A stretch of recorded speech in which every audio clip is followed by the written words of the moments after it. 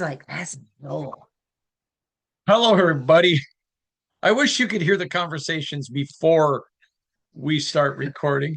I'm Hondo Carpenter, your Las Vegas Raiders beat writer on SI, and the host of the Las Vegas Raiders Insider Podcast, along with my precious, beautiful, gorgeous love of my life, Shannon Lee. No. What? I'd change my middle name if I could. Really? Our granddaughter's Bryn Lee I after know. you. Well, I just don't. It would have been something else if she would, if my middle name wasn't like, anyways. Anyways, great to have you all here. This is our weekly question and answer podcast. Now, let me just say a couple of things to you. A couple of very important things. Number one, it's not going to be next week, but here pretty soon, we are going to start doing live podcasts Oh, where you get to interact with us and just ask your questions. Bam, bam, bam, bam, bam, why we go. Shannon and I are going to do it. She's going to be the hostess. She's going to. What are you laughing at? that's going to be quite interesting that it's live. All right. I don't know why, but several of you have asked about it. So we're going to be doing that. Excited about that. That should be a lot of fun. So just keep up for information on that. Number two, multiple people sending emails of questions we already answered. So what happens is if you keep asking, like one person I was told by our staff member has asked the same question 3 weeks in a row, and they said we're going to throw them into spam because you keep saying don't ask questions that we've answered before. So you may want to go back and watch some of those other ones. But if you have a question, send it to us at Spartan Nation Mail, MAIL at yahoo.com. Put in the subject line Raiders Q&A. Now, what it is we get so many questions. And by the way, this week we went over 700 questions. A lot. Yeah, over 700. So we look for are there I don't have anything to do with it, but they look for questions that others, more than one person ask, because then you know you're hitting kind of a kind of a flow that Raider Nation's thinking. Sometimes if they're looking for ones that are really unique, but they think are really good, that people will be able to latch onto and grasp. So lots of good stuff. Stay with us if you would, please. But Spartan Nation Mail, MAIL at yahoo.com. Once per email address per 7 days. If you start emailing more than once per 7 days, you go in the spam folder. And remember what the spam folder is? It is the friend zone where no man wants to ever find himself. Why is that? You just. I don't know. I think the friend zone's hilarious. So, anyways, there you go. Fire away. But listen, in case you all wonder, because we get this question a ton. Matter of fact, I met some Raider fans in Indianapolis who said how much they enjoy you. I'm trying to remember their name. They had matching letters. For some reason, I think it was Ken and Kathy, but they were from Carmel, Indiana. If I got the name wrong, I'm sorry, but wonderful couple. By the way, remember when you go to Indianapolis, always eat at Bub's Burgers. Bub's Burgers. They're not a sponsor. I'm just telling you, it's the best. Get the banana milkshake and the elk burger with Swiss cheddar, American cheese, onion, tomatoes, lettuce, pickles, ketchup, mayonnaise, and onion rings. I know restaurants in every city. It's just funny. We have friends who be like, I'm going to Istanbul. Oh, you should eat here. And Shannon just cracks up. But I guess that's part of being a fat guy. But anyways, they even said, we love Shannon on the program. He goes, I've never got a question asked yet. I said, well, keep trying. He goes, I'm just curious, how did you start this? And I said, a little over a year ago, we were on our way to Cabo and ran into some Raider fans in an airport. And when I introduced them to Shannon, because I talked about her all the time, they had told her she should get on the podcast. And she's like, no, I'm not a Raider expert. I'm just a fan. And they go, then read the fans' questions. So you've been a great addition. You certainly classed it up and make it a lot better. I wouldn't want to watch it. I would listen to the audio of me. I always laugh at people. Listen to Hondo at 1.5 speed because he talks slow. Then some people, 2. And I think that's funny. I love that. And I just think that's adorable. But I would not watch a podcast with me. I would listen. And you can listen by going to our Apple or Spotify. But when you're on it, I would always watch. So let's go. Let's get fired up. Here we go. All right, Uncle Hondo, I can't tell you how much I have loved your content over the last year. You have so many sources in the NFL. Oh, little do you know. So, how do you weigh what you hear from around the NFL with what you hear from inside the Raiders in how you report? Constantine K from Los Angeles. Constantine, that's a great question. And let me say this to you, because what I'm about to say is going to initially sound critical. And so you need to hear it out in totality to understand.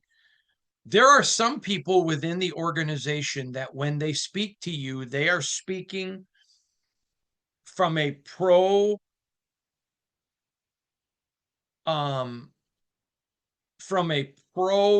team perspective. And that doesn't mean they're bad. That is their job. It's what they should do. And not only am I telling you they're not bad, it's what they should do. Then there are people within the organization that that's not their job. And then there are times that you always weigh. So, for example, let me give you an example. Several years ago, you may remember I broke the story that the Raiders were moving Alex Leatherwood from tackle to guard. And I had a person within the organization get very angry with me for reporting that. And by the way, they were not inappropriate. They did nothing wrong. They were just very angry for me reporting it. And I was right. But the person who told me and gave me permission to report it was significantly above this person in the pay grade system.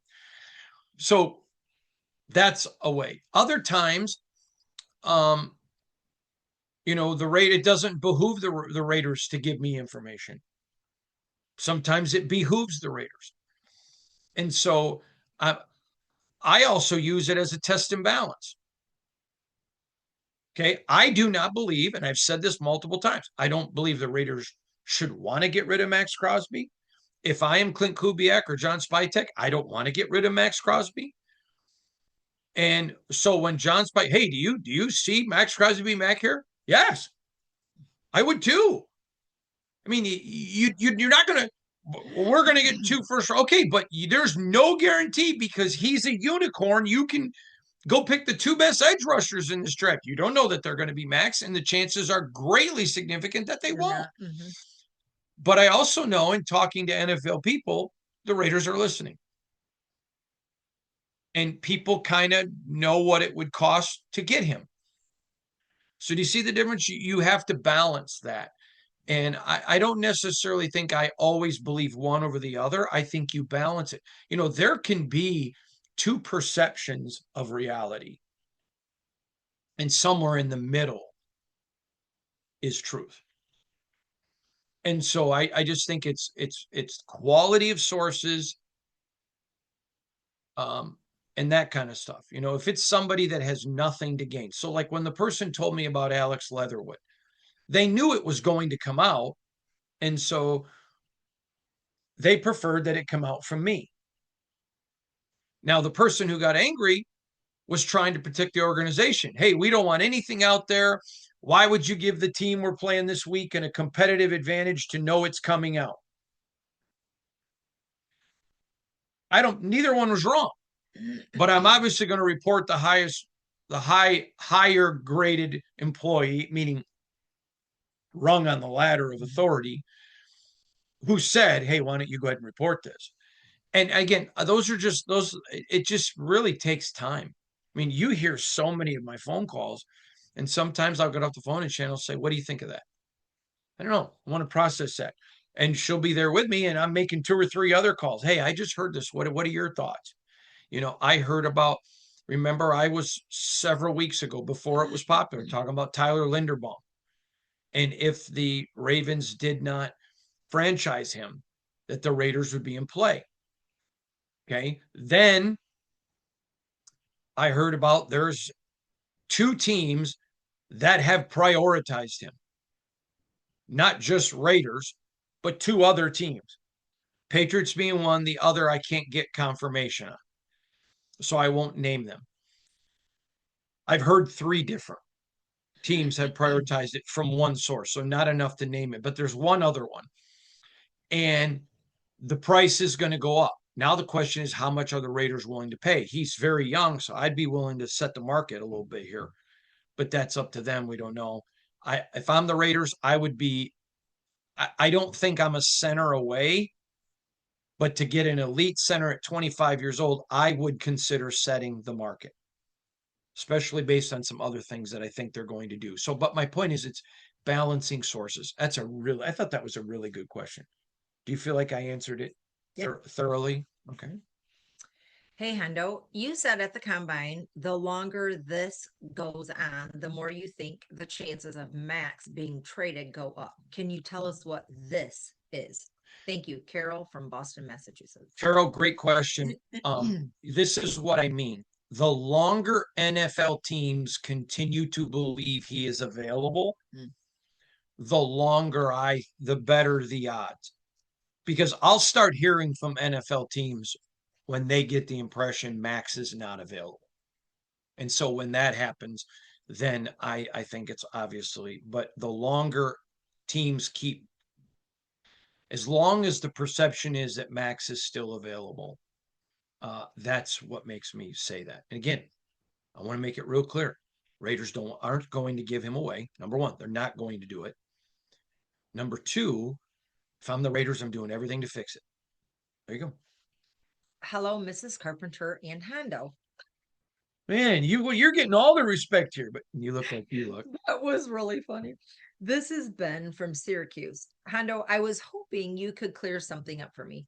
There was lots of confusion amongst fans when JPJ was in a competition with Alex Kappa for his starting role last year. Kappa seemed to be a Brady spy pickup based on their time spent together in Tampa. There was then lots of clamoring for the rookie offensive lineman to get more playing time as the year progressed.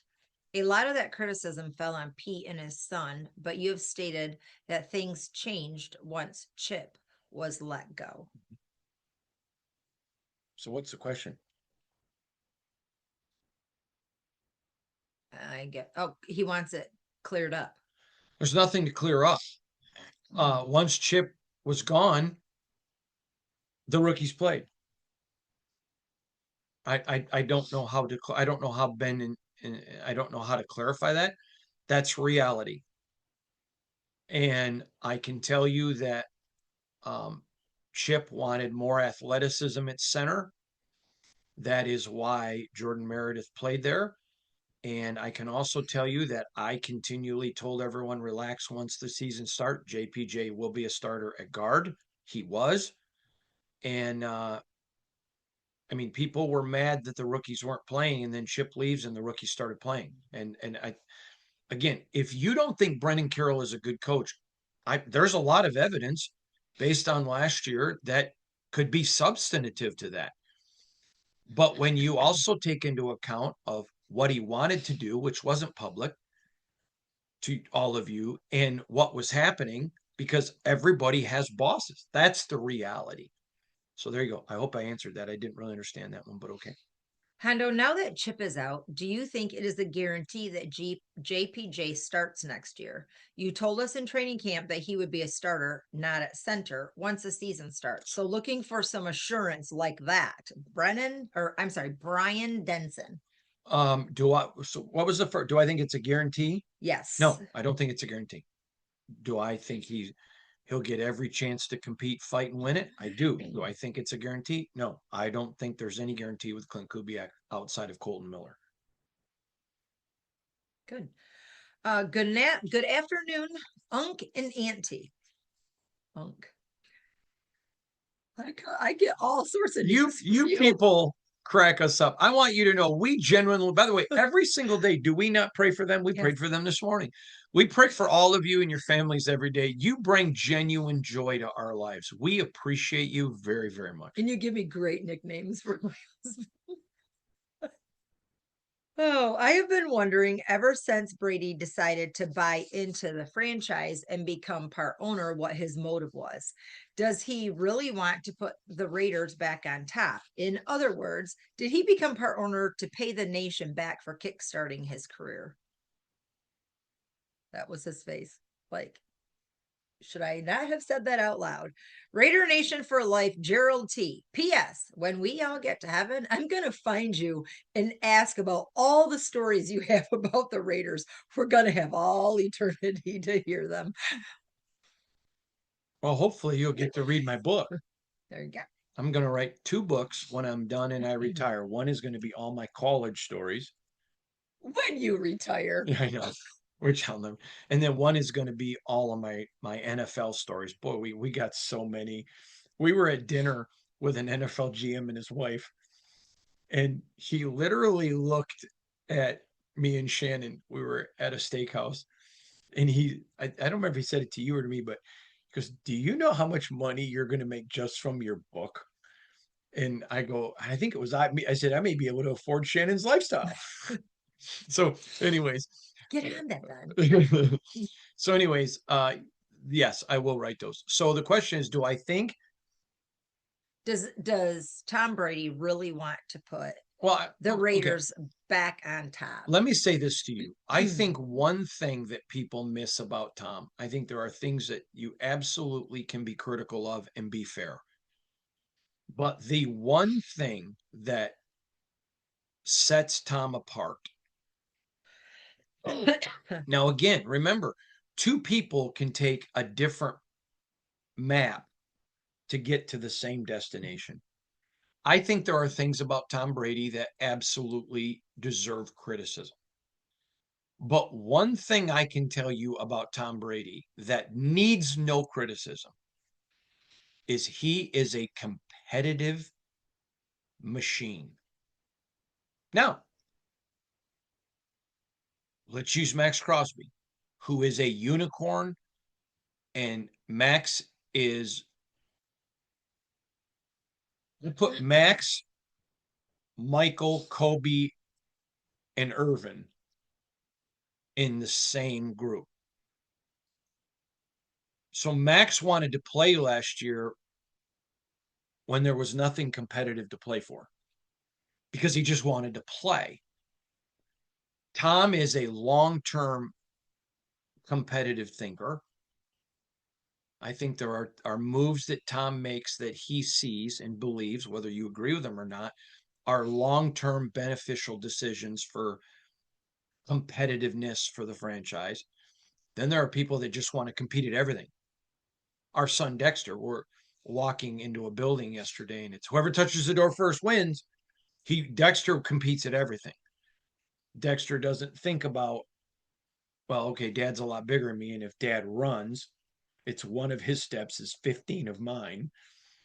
And anyways, I just think, again, both parties can get at the same destination.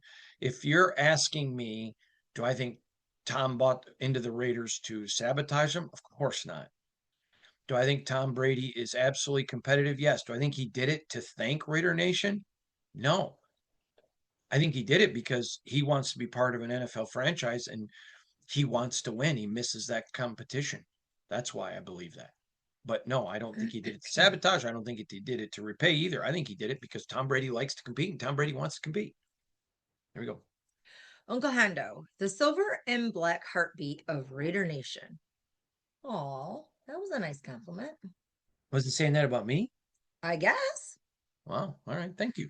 After the pivot to Pete last season, the leadership structure appeared somewhat fragmented with different voices. Somewhat. He was being kind. That was kind. No, it was kind. Somewhat. With different voices shaping the coaching staff and roster. Brady seemed to zero in on Chip while Pete selected other key pieces. In the end, the result felt more like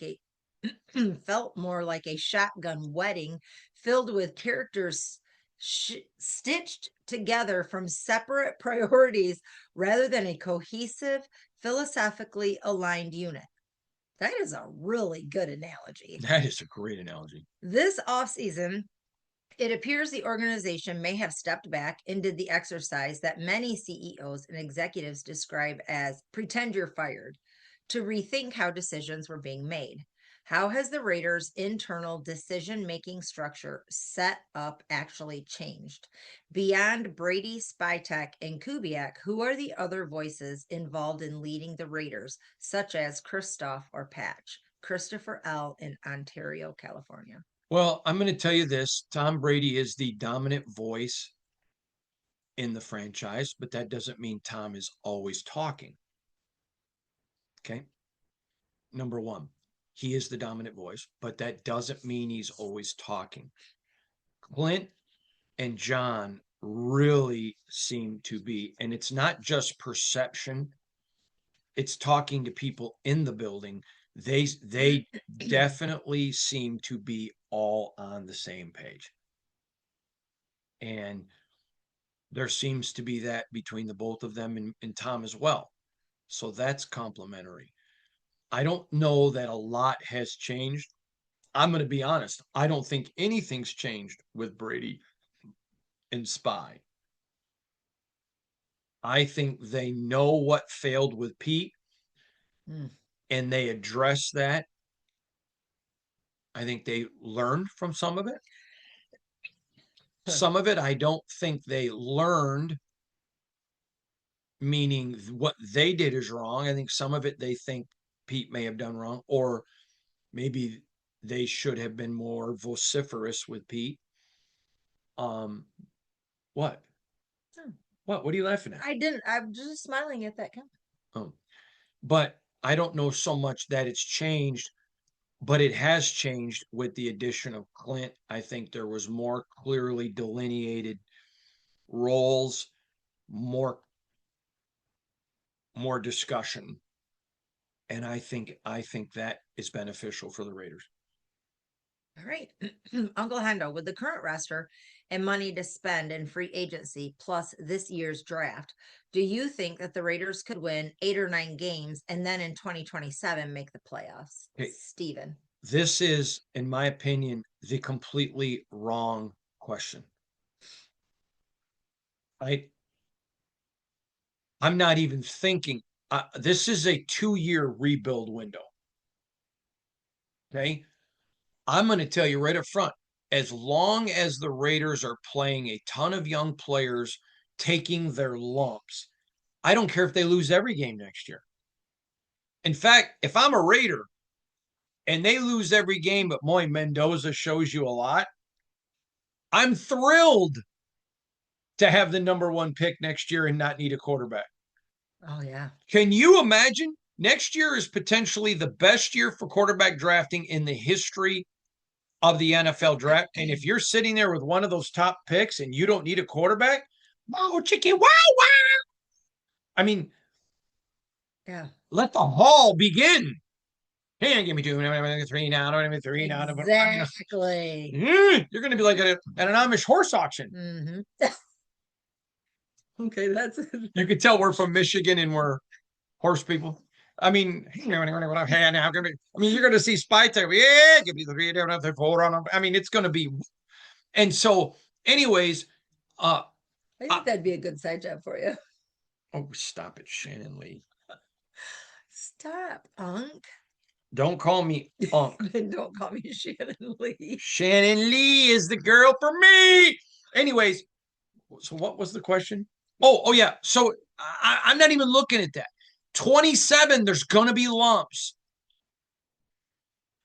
Okay. In 27, I want to see improvement. Mm-hmm. So let's say they win 2 or 3 games next year. Okay, great. No problem. Don't care. And then you turn around in 27 and you win 5, 6. But you can see it coming. Mm-hmm. You can see it coming. Consistencies. And then, bam! 2028, you're in contention. So if I'm you, brother, you have every right to do whatever you want, think whatever you want. I'm not criticizing of you. Prepare yourself mentally. I think you give your team 2 years or take your lumps. Take as many lumps in 26 as you can. Show some improvement in 27, but you're still going to have some key rookies in 27. And prepare 2028 to be the tonight we dine. It's kind of like when Shannon makes the best homemade tacos in the world. And she'll say to us on like a Monday, hey, Thursday night, we're going to have tacos. And all week, ooh, Thursday we dine. If I'm the Raider Nation, I'm like, ooh, 26, no expectations. I'm just going to enjoy the year. I'm going to watch the rookies. I'm going to laugh. I'm going to have a good time. I'm not going to get stressed. I'm going to have a great time. 27, I'm just looking for a little bit of improvement. I'm going to have a good 28. Ooh, tonight we die. Are you done? I'm done. Uncle Hondo, can you see the Raiders holding on to both Geno and AOC while drafting Mendoza? No. What are the chances Geno can bounce back with a competent offense this season and hold on to the starting spot despite Mendoza being drafted number 1 overall? Does AOC ask for a trade if he is pushed down to 3rd on the depth chart? JPL from San Diego. No, and no to all of those. No. Next. Hondo and Mrs. Hondo and staff. Wow. Mrs. Hondo. I like that. Hello, Mrs. Hondo. Hi, Unc. Don't call me Unc. Let's go. Lord. I only recently discovered your reporting. So if you have addressed this question already, what exactly went wrong with the Pete Carroll hire? Like many, I was excited to have a SB winning coach lead the silver and black, but things quickly went off the rails. I heard theories that Pete was inflexible and unwilling to adapt and change with modern times. But I don't put much stock in the noise of the outside world. You were there on the ground doing the work. I would love your take, Joe. I would tell you I am going to address this probably after the draft. Before we get, it's going to be after the draft. I'm not sure when. We're going to do a deep dive. We're waiting for some other pieces to fall. We're going to find out if Maxx is here or Maxx is not here. I'm going to also address Patrick Graham. Many of you remember. Well, I'm going to get into all of Patrick Graham. So, yes, we're going to get into all of that. But right now, our focus is draft, free agency. It was the new coach. So, we are going to get into that. I think there were a ton of reasons why the Pete Carroll era failed. And we'll get into all of it in great detail. We call those my deep dive articles, but those will come later, not now. All right. Greetings, Brother Hondo and Sister Shan. I am not a nun. What is up with the Sister I know Shannon everybody business? calls you Sister Shan. She's like, I'm not a nun. What is going on? I can tell you she's not a nun. All right, let's go. My question is, do you think that the Raiders will keep this core staff for at least 3 to 5 years in order to have continuity, stability, and get us back to the glory days? Blessings, Archie Ice. Archie, great question. Terrible premise. Are we going to keep continuity and staff? Okay, now wait a minute. He said staff, right? Core staff, GM, coach, OC, DC, SD. Wait, one more time. What? It was the core GM, staff, GM, coach, okay. OC, DC, okay. ST. So let me say, GM, coach, I do. The Raiders cannot fire Clint Kubiak. Well, all right, let me rephrase it. They could. They absolutely could. I'm telling you from optics and NFL perspective, they can't fire Clint Kubiak until 28. I'm just telling you that. Okay. Can't. They're married to him. Married. And I think they should be. So that's not me being critical of Clint in the least bit. In fact, everybody knows I think Clint was a great hire. It absolutely fit what they wanted. That being said, you don't want them to keep their coordinators. You want their coordinators to do so well that people are hiring them as head coaches. Right. I think Joe DeCamillis, absolutely. Absolutely, I think they keep him. I don't think he leaves as a head coach. But you're not wanting that from your OC and your DC. You want to have turnover because it means success. Right, next question. What are compelling reasons free agents would choose to sign with the Raiders? Are Spytech, Brady, and the other owners doing anything differently to make the Raiders an attractive place to spend a career?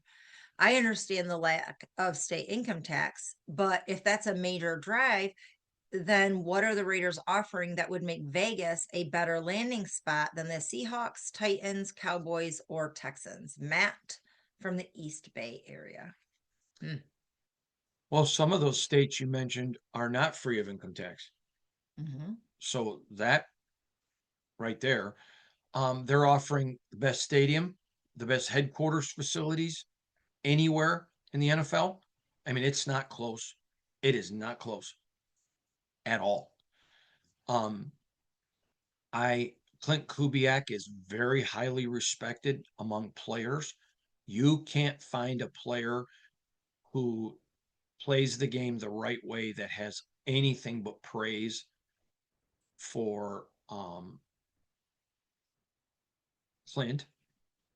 I've got to be very delicate with how I say something. You can't find. I want to word this right. You can't find players with extensive interaction with Spytech critical of John the person. I think there are some people that have had some frustration with John in Vegas, but it's not John, it's people over John making decisions. But I know there have been some reporting I have done that have frustrated people in Tampa Bay Mm. because of what people from players from Tampa Bay told me. So I know the players in Tampa loved John. I have to parse my words here because it made some people in Tampa mad. But I'm telling you, the players in Tampa didn't like John. They love John. So I think those are two big selling points. Mark Davis is very well liked by his players. That's a big sell. I think there are a lot of sells. Mendoza is craving being a Raider because he wants Tom Brady to be his mentor. He just loves, he grew up a fan of Brady. So that's a big plus. Besides, who wouldn't want to live in Las Vegas? We really enjoy it. I mean, It's beautiful it's and beautiful. It's a great it's city. warm. It's beautiful. It's a great city. And who wouldn't want to be, I think also, and I may be biased, but we have the greatest fan base. So Yeah, great fan base. That's true. And so there are a lot of reasons to yeah, pick. for Um, sure. there are, and the more they demonstrate this getting down the road, the best players understand money fouls success. Mm. Shannon and I were eating dinner one time with an NFL executive whose team had just won the Super Bowl. And he talked about once you win a Super Bowl, everybody's price goes up because Mhm. they've had success. That's why you saw Kenneth Walker not get a franchise tag. You just can't pay everybody. And the more success you have, because success draws people. Now there are guys that are hired guns. They just want who's going to pay me the most money. I'm going there. I'm going there, and that's not bad. It's just they're not. Then there are guys, and Max is in this way. And to his credit, Brady was this way as a player. He was never the highest paid guy. That they want to win so bad because they understand if I win, I'm going to get so much more in endorsements and other money. I just want to go somewhere and win.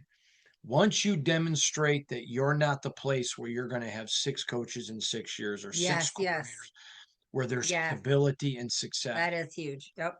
I Sure. I had a young man ask me a few weeks ago. He said, what is the key to really attracting a great lady? And I said, offer her stability. I'm going to bring security to your life. And obviously, I talked about how I think a man can offer that. Um, but my point is the best players are looking for stability and security, and Yeah, that's what you that's offer. Is huge. hey, we took our lumps. You Yep. know what? I thought John Spytek's press conference where he took the blame for Pete Carroll. I don't think that was fair to John, but I thought it was brilliant. I can tell you right now, it was not all John's fault. And it started that road towards. So I'm very, very, very proud of that. I'm not proud. That's the wrong word. I was very impressed. And I think that's some of what you offer. Next. Hondo, I really like your show and I like your thoughts. Do you think the Raiders will be more aggressive in free agency this year than they were last year? Thanks. Kenny from Raceland, Kentucky. Yes. And one caveat, it depends on how you are defining aggressive. Last year, there were so many holes, and the franchise wanted to win now. Mm, So they went and hired a bunch of older guys on prove it deals, and it was an utter failure. This year, sorry. I hope they stay aggressive for young guys. I wrote yesterday that they're looking, they want to stay south of 30, and the further south, the better. But yes, I expect them to be aggressive. At the same time, they are not going to be stupid. And they understand this is a rebuild. And if somebody's price just goes like Trayvon Merrick, the price just went bonkers last year, and it proved to be a good hire. But for the Raiders, for that kind of money, um, they were trying to win now. So for them, I would have done that deal last year. I don't know I would do that deal this year. Um, Simply because you're still in a 2-year window. Um, and with the money he got, which is still huge. I mean, people were still talking about the combine. I don't know, but maybe would, but I'm not definitive on that. But I'm just saying, I think they're going to be very aggressive, but they're going to be very concentrated. They're going to look youth. Mm. All right. Hondo, the combine coverage from you and the team was insane. Thank you. Thank you. That appreciate that, and I'll pass that on to the team. So here's a bit of a curveball. You are always telling us what would have interested us, what stood out the most to you. Hold on just a minute. Here's a bit of a curveball. You are always telling us what would have interested us, what stood out the most to you, what interested you the most. Uh-oh. Take us inside that brain of yours. Kevin from New Orleans. That's Kevin, great. let me say this. I'll tell you what interests me is you guys know every year I talk to you about in the NFL, there is a term called a dude, Mhm. a can't miss guy.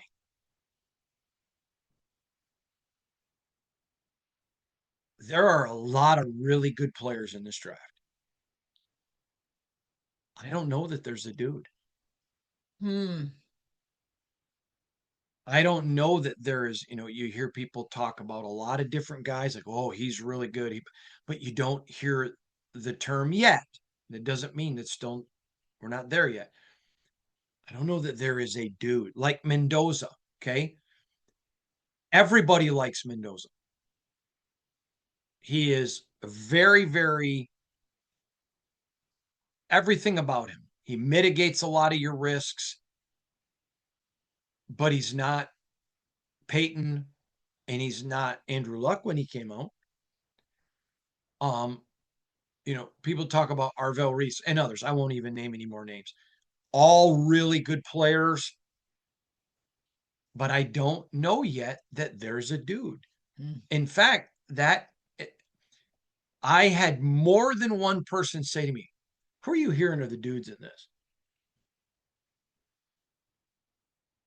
In fact, I was sitting at Izzy's Steakhouse with someone, and they said to me, "Who are you hearing is a dude?" And I said, I'm not hearing that a whole lot this year. And I go, I was going to ask you. And he goes, a lot of good players. He goes, there is a lot of really good players. He goes, but I don't know that there's one guy that you look at and you just say can't miss. Mhm. That's interesting. So that stood out to me. There you go. That was a good question. Thank you. I don't get a lot of what do you think? I know. I am concerned about Brady. Why not show up for Clint's introductory press conference? Why not show up for Fernando's interview?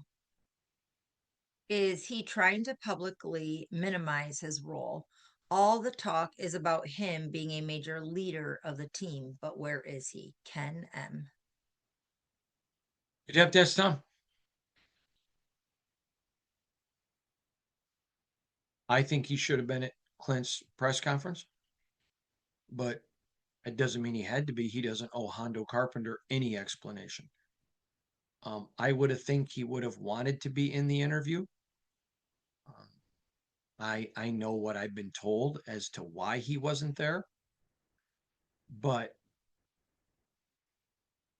you'd have to ask Tom. Next. All right. Hey, Uncle Hondo and Auntie Shannon. I think I'm just as old as you guys. I'm 48. You're not. Well, I'd like to be 48 Shannon again. would like to be 48. I'm 53. Shannon's 55.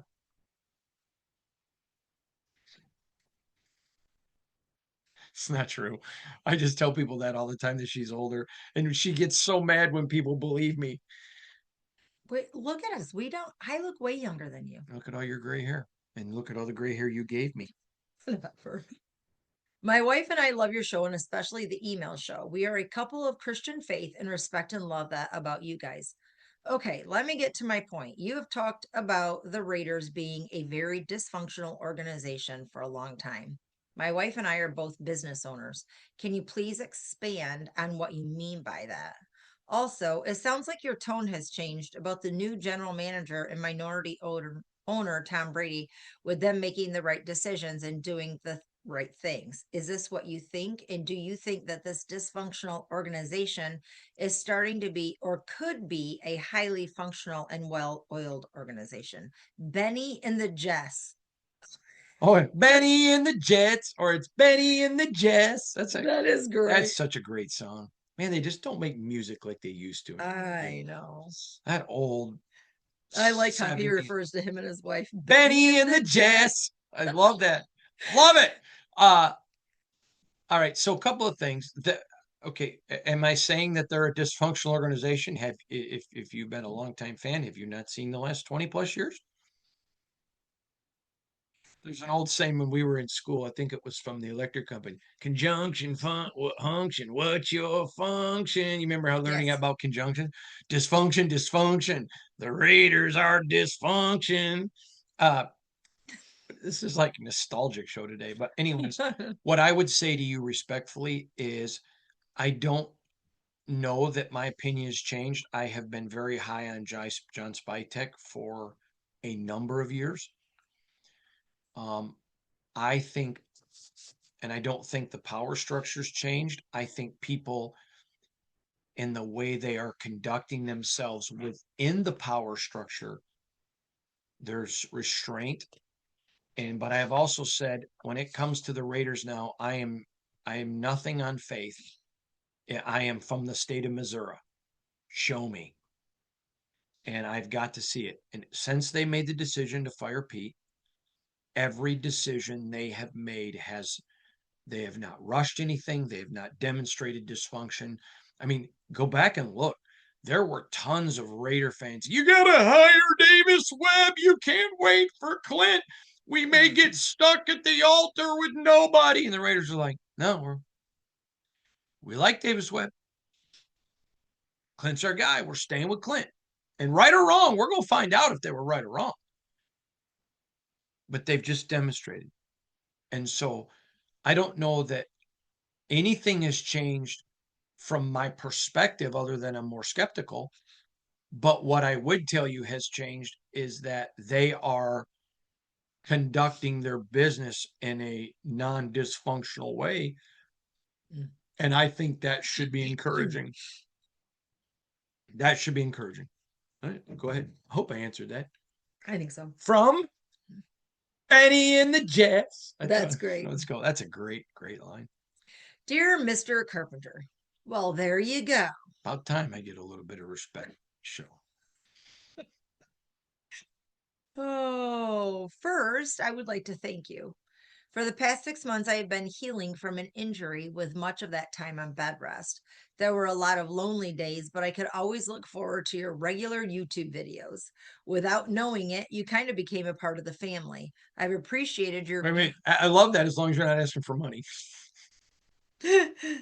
Oh, that's funny. I've appreciated your views towards life and football so much. As for my question, there is a narrative that Fernando Mendoza's ceiling is capped by his physical tools. Yet some of the players with great physical tools have also been great failures. Having watched your broadcast after the Mendoza press conference at the Combine, I think I have some idea of where you will go with this question. In your opinion, what are the three most capitalized important traits for a young quarterback to be successful? Thanks for everything that you do, Sean. Let me make this, first of all, Sean, all of you in Raider Nation who are people of faith that pray, let's keep Sean in our prayers as he's recovering. Sean, Shannon, and I will keep you in our prayers. I'm not saying indefinitely forever. I want to be careful because I did that one time. We were at church 3 months ago. Yeah. Wow. Yeah, that's And I said to these people at church, man, we're going to pray for your son every day when we pray. And so after like a month, I decided, okay, we've prayed for him for a month and we go to a large church, so we haven't been able to find them to tell him. So we still pray for him every day because I promised I would until I see him and say, okay, I'm done. So Sean, we're going to pray for you for a while. No time frame. All right. So number one, I want to make this clear. The odds of Fernando Mendoza succeeding are against him and any quarterback any year in the draft picked in the first round. That's Okay. just the reality. The odds are, it's like everybody who signs up for Navy SEALs. I think someone told me like 95% of the people that sign up for the SEALs don't make it. So if you sign up, odds are against you making it. 60% of the quarterbacks picked in the first round are going to fail. Okay, so the odds against Mendoza are against Mendoza. Having said that, if I am the Raiders, and let's assume in 5 years he is an utter failure. Okay, let's just assume that for the sake of this argument. If that is the case, I am not going to be critical of the Raiders for picking Fernando Mendoza. I'm making this pick all day long. He said three most important qualities in a quarterback. Number one, he has to be authentic as a person. There are some quarterbacks that are different in the locker room than they are in front of a camera. And the number one great thing about quarterbacks, and listen, I know quarterbacks who are authentic jackasses, who are successful. I'm not putting a thing on you got to be a member of the church choir. Yeah, right. You can be a member of the church choir. I know guys who are very strong in their faith. Kirk Cousins, wonderful guy. Love Kirk, know his family, brother. Wonderful human. Wonderful human. Great man, genuinely loves the Lord, good quarterback. Okay. I know guys, and I won't name them, who are authentic jackasses, greatly successful guys. Some of them I like, some of them I can't stand, but it's just authenticity. Number one, that is, you've got to be authentic. People can follow a leader of all different skills, but they won't follow an inauthentic leader. Number one. Number two, got to have the physical skills. You got to be able to put the ball where the ball needs to go. Accuracy. And then the third thing is they've got to have a brain.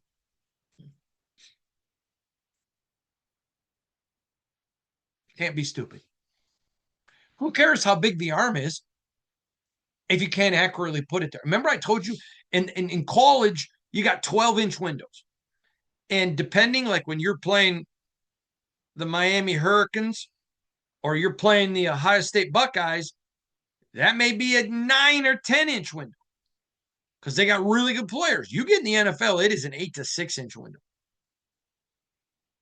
And when you played Darrelle Revis or you played Deion Sanders, that window was a 0 window. You just didn't make the throw. I remember one time asking a quarterback, they were getting ready to play Deion Sanders, and he said to me, he goes, "It's ridiculous, but I have to look because wherever he is, I know I can't throw to that receiver." I want his coach told him, wherever Deion is, you are not allowed to throw. So again, I talked about being authentic, being accurate with the ability to deliver the ball within the windows, and third is the brain. You have got to be smart. Got to be smart. There you go. And I've seen quarterbacks who are not pocket guys succeed. I've seen guys who are pocket guys. It isn't one trait there, but authenticity, which is your mind and your character and integrity. I'll give you a real quick one. I'm not going to name the guy, but I know a guy who was an NFL quarterback who publicly came off as a very spiritual man of faith.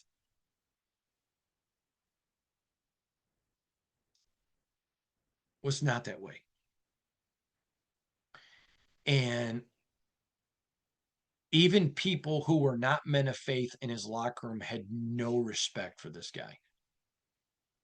And he was accurate and he had a good brain, football brain, but his guys wouldn't follow him.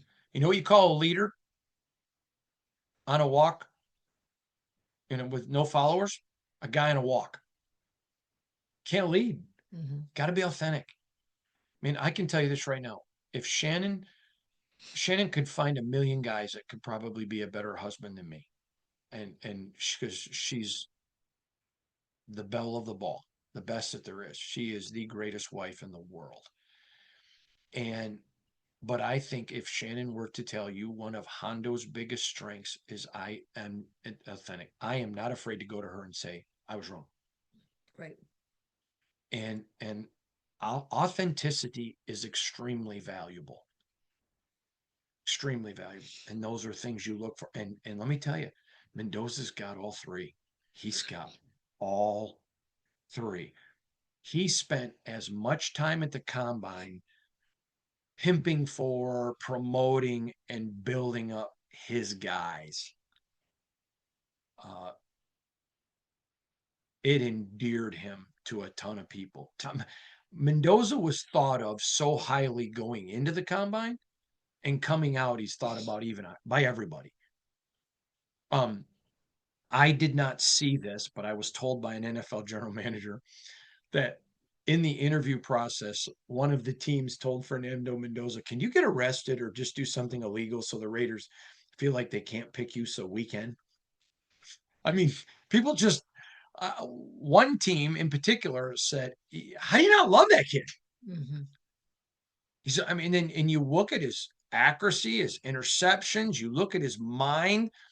I told you I think it was the Miami game. He looks over, makes a read, and in a snap judgment, even though that was the hot read, meaning that's where he should have went, I laugh at people. Oh, Mendoza, after the hot read, makes bad decisions.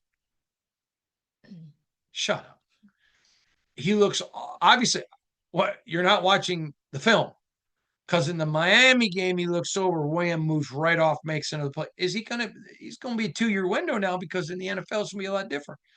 But Miami was the most talented team, or Ohio State, that he played. You didn't see that. So again, I just reiterate, those are the 3 biggest traits. All right. Hello. Are we almost done? No. All right, let's hurry up. Hello, Hondo. How can the Raiders avoid a situation similar to what happened in Minnesota? They brought in a veteran quarterback to fill the gap while they developed a young quarterback. They lost a veteran quarterback at the end of that season without really knowing how ready that young quarterback was to take the reins. They actually let both their experienced quarterbacks walk, while their quarterback of the future likely could have benefited from more patience. The Vikings were in a tough position as they didn't want to give those veteran quarterbacks the contracts it would have taken to keep them there. Well, they had a young quarterback waiting in the wings for their shot. Loka from Seattle. Loca, that is not going to be a problem with the Raiders. I appreciate your question. I wish I could get into more detail, but I can't. It's not going to be a problem with the Raiders. Moving on. It's a great question, and my shortness with it is not a reflection of your question. It's a reflection of the restraints upon my answer. It's not going to be a problem. All right. Why is the NFL so greedy? I watched a grand total of 3 Raider games this past season. The NFL will consume itself through its insatiable appetite for money. When Al destroys the work, oh, I bet that's supposed to be AI. Okay. When AI destroys the workforce, all the streaming services will become a luxury item, not to mention tickets then going, what? Your wife has the Cindy Crawford thing going on. Smile. That's a good thing. Thank you, Mr. Carpenter. You're a man of integrity. G. Cavello. I don't think you look like Cindy Crawford at all. I think that's an insult to you. Oh, that's nice. Thank you. I mean it. All right. So let me say a couple of things to you. Number one. Well, I'll tell you what. Let's just leave it there. I think the NFL is greedy. I agree with you. And it is uh, it is I don't got any argument. I think the NFL is decimating itself, making big mistakes. All right, let's go. All right. Though the NFL report cards were blocked from being made public, they inevitably leaked like most anticipated they would. The Raiders were overall pretty high in most categories, besides in the coaching grades. They were all in the lower end of the league grades, with the OC grade for Chip Kelly being the lowest of any OC grade in the league with an F. It seems that Chip was Brady's handpicked OC last year, and it failed epically, according to Raiders players in this survey. Can you explain why Brady wanted him? As this is by far the most negative stain on Brady's short tenure as the boss man. Any details you can share on the chip train derailment and Brady's role in it would be greatly appreciated. Thank you both, your nephew in Dallas, Texas, Michael. Go to Papacitos, the best Mexican food in the world, and I don't want to get the emails. It's Tex-Mex. I don't care what it is. It's got Mex in it. That sounds so good right now. Oh, I'm so excited to go back. We'll be back in Texas in May. Papacitos every day. Papacitos, grilled quail and queso, and get the tortillas, homemade, phenomenal. You're right. Tom wanted them, and it failed miserably. Why did Tom want them? Obviously, Tom thought he would succeed. So there you go. Next. Hi, Hondo. I love listening to your podcasts. A few months ago, you mentioned that the Raiders could get at least 2 first picks, and a few teams would be willing to offer 3. Do you still feel that way, John Roberts? I don't think there's any team left that would do 3 because of some things that have happened on the team that I thought would do 3. Okay, number one. Number 2, I think there are plenty of teams that would do 2. So yes, I do. I have heard the Raiders will be going to a. Let me think. I also know that I think there's one team that could do 2 players in a first. Next.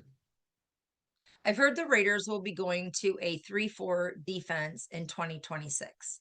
The question I have is if we keep Maxx, how does he fit into a 3-4 defense? Max's speed, agility, and crazy motor help him win those one-on-one matches against O-line.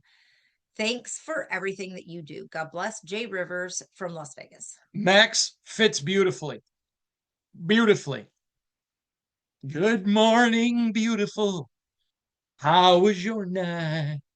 You fit wonderfully in my 3-4 style. You can turn these. She laughs at me because I turn anything into a song. You should. Maxx fits great. His agility, his speed, his ability to get off, get around, his hands, all of it fits great. Next. My name We is gotta hurry a little bit. you're the one. I know, but You're I have a TV appearance coming okay. up. My name is Elliot, and I'm in the Columbus, Ohio area. I have a question about the Christian. Wait. He's in Columbus, Ohio. Go to the Cap City Diner. Cap City Diner. I have so many memories. When I write my book about my college memories, wait till you hear the stories from the Cap City Diner. Trust me, sit in the back. You said we had to hurry. I'm sorry, let's go. Sorry, I have a question about the Christian Wilkins situation. What is going on with it, and when will that grievance likely be settled? If it is settled soon and in favor of the Raiders, would that bring them additional cap space this year? P.S. As a Big Ten guy, I'm sure you've been to Columbus a ton of times. I have a lot. What is your favorite restaurant? Cap City Diner. Cap City Diner. Cap City Diner. Okay, answer the question. I'm gonna know more. I'm assuming end of the month, first couple days of April. Yes, if it's settled in favor of the Raiders will get a bump in the salary cap. I expect to know more about it again end of March, 1st of April, and I'll be reporting about it then from the owners' meetings in Arizona. Next. Hondo, I mean no harm, but you wear more sweaters than any man I have ever seen. I do wear a lot of sweaters, don't I? How many do you have? Why do you love sweaters? And do you have a Raiders sweater? This must be a kid. No, Catrice from Orange County, Florida. P.S. I think it's adorable, so don't take it as a criticism. I grew up a Raider fan. My dad was an admiral in the Navy, so he spent time in California. I am a divorcee. You should do a meetup here. I would love to meet you. Well, that's very kind. Shannon and I love to do meetups. And so next time we were just in Florida a few weeks ago. So next time, sweetheart, she's in where in Florida? Orange County. Okay. So we will absolutely consider that. I do have sweaters. I have tons of sweaters. I don't even know how many I have. I think it's because I'm from the Midwest. A lot of people in the Midwest wear sweaters. I enjoy wearing them. I don't even know how many I have. Do you? I have no idea. I have a ton of them. And no, I do not have a Raider sweater. Next. All right, not football. Warning, warning, warning. The next question has absolutely nothing to do with football. So if you think that you don't want to listen to any questions that have nothing to do with football, please turn off your computer now. Because if you continue to listen, you give up the right to bitch, moan, complain, or in any way make a general jackass of yourself. Thanks, God bless, and here we go. Quickly. Uncle Hondo and Aunt Shannon, you have mentioned Unc, that Auntie bought you a truck once as a present, and it was your second best gift ever. What could be better? On a more serious note, I am getting married in June. And does that mean you have and suggest separate accounts for money? My mom and dad were divorced, so I am looking for good advice, Vincent.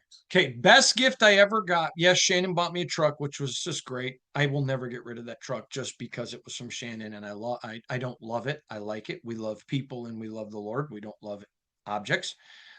I would get rid of it in a heartbeat if I felt like that's what God wanted me to do, because I would. it's why we don't fall in love with things.